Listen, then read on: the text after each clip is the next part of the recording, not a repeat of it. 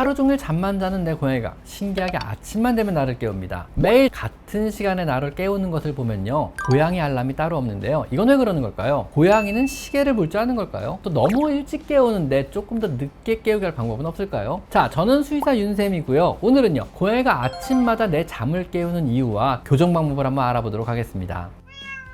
우선 고양이는요, 정말 정확히 같은 시간에 나를 깨우는데요, 정말 시계를 볼 줄 아는 걸까요? 사실 고양이는요, 시계를 보고 읽을 줄은 당연히 모릅니다. 하지만 체내에는요, 생각보다 정확한 생체 시계가 내장되어 있습니다. 생각보다 아주 정밀한 시계로요, 이 시계에 근거해서 많은 일을 합니다. 야생의 고양이들은요, 계절별로 해의 길이와 위치에서 시간을 구분하기도 합니다. 즉, 해의 길이로 다가올 계절을 인지하고 번식을 할지 말지를 결정하는 겁니다. 또 때로는요, 자신의 밥자리에 정확한 시간에 여러분을 기다리며 식사를 놓치지 않기도 합니다. 고양이의 시간 인지 능력은요, 단순히 햇빛의 길이뿐만 아니고요, 달빛이나 인공 조명의 꺼지고 켜짐, 또 우리가 떠난 후에 잔존하는 우리의 채취가 점점 흐려져가는 냄새의 변화와 시계에서 울리는 정기적인 알람 혹은 새의 쥐저귀는 소리나 이웃집 자동차의 도착 소리 등 다양한 지표를 통해서 종합적으로 활용해 시간의 흐름을 인지한다 그럽니다. 이건 좀 놀랍지 않은가요? 머릿속에 이런 여러 생체 시계가 종합적으로 작동하며 시간을 인지하고 이것을 토대로 자신의 수면 시간과 패턴을 조절하고요, 우리를 매일 같은 시간에 깨우기도 하고요,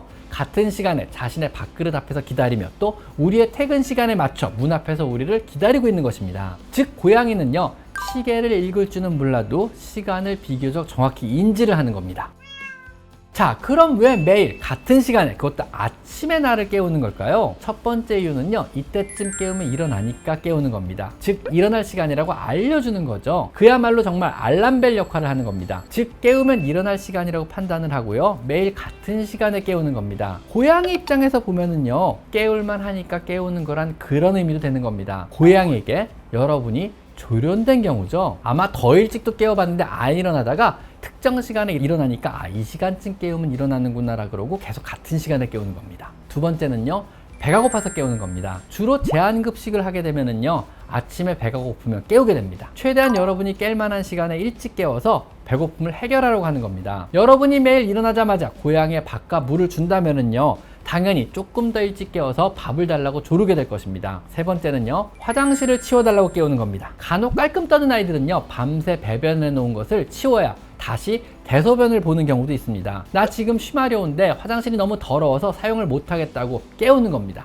빨리 치워라, 나 대소변 좀 보게, 이러는 거죠. 화장실이 작거나 혹은 자기 전에 화장실을 안 치우면은요, 이런 일이 생길 수도 있습니다. 화장실을 더 큰 걸로 당연히 바꿔주시는 거 좋습니다. 그리고 네 번째는 놀아달라고 깨우는 겁니다. 야행성 동물인 고양이가요, 밤새 너무 심심했던 거죠. 야행성이라도 고양이는 곧 여러분과 생체 리듬을 맞춰서 밤에는 자고 낮에 놀고 하는 패턴으로 바뀌게 되는데요, 아직 충분히 사람의 패턴에 적응을 하지 못해가지고 밤새 심심하게 있다가 이제 일어날 때쯤 조금 일찍 깨워서 놀자고 조르는 경우입니다. 주인아 일어나라, 이제 나랑 놀아주라, 뭐 이런 거죠.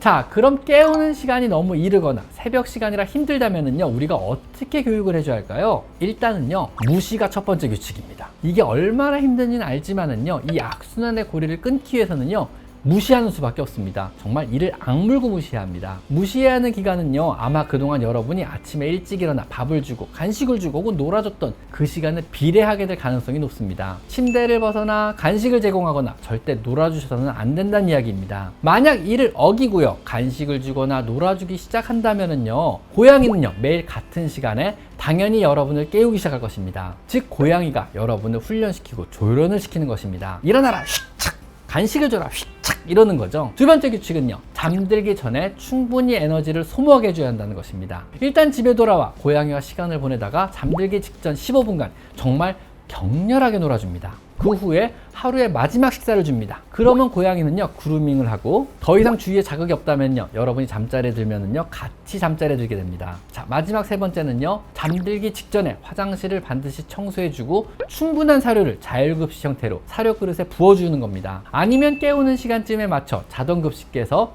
사료가 나오게 해주는 겁니다. 즉, 화장실이나 사료 문제로 아침 일찍 깨울 필요가 없도록 미리 만들어주는 겁니다. 첫째, 어떤 경우에도 아침에 깨우는 행위를 무시하기. 두 번째, 잠들기 직전에 격렬하게 놀아주고 식사를 주기. 마지막 세 번째, 화장실은 치우고 사료는 충분히 채워놓기. 이 세 가지만 꾸준하게 한다면은요, 새벽에 깨우는 행위는요 아마 많이 좋아질 것입니다. 그러나 만약에 어린 고양이가 뭐 그래도 에너지를 다 발산하지 못해서 막 에너지가 넘치잖아요. 막 에너지가 넘쳐서 새벽에 우다다를 하고 나를 계속 깨우려고 한다면은요, 혼자 놀 수 있는 여러 장치를 거실에 마련해 주는 것도 역시 좋은 방법입니다. 사료를 넣을 수 있는 퍼즐 형태의 장난감들이나 스스로 움직이는 장난감, 박스나 터널 등을 배치해 밤에 혼자서도 흥미있게 다양한 사냥놀이를 하며 남은 에너지를 스스로 발산할 수 있게 해줘서 여러분을 귀찮게 하는 일을 줄여주시는 건 역시 좋은 방법입니다. 자, 지금까지 저는 수의사 윤쌤이었고요. 오늘은 아침마다 여러분을 깨우는 고양이에 대한 이야기를 한번 해봤습니다. 자, 오늘은 여기까지 마이펫 상담소였습니다. 감사합니다.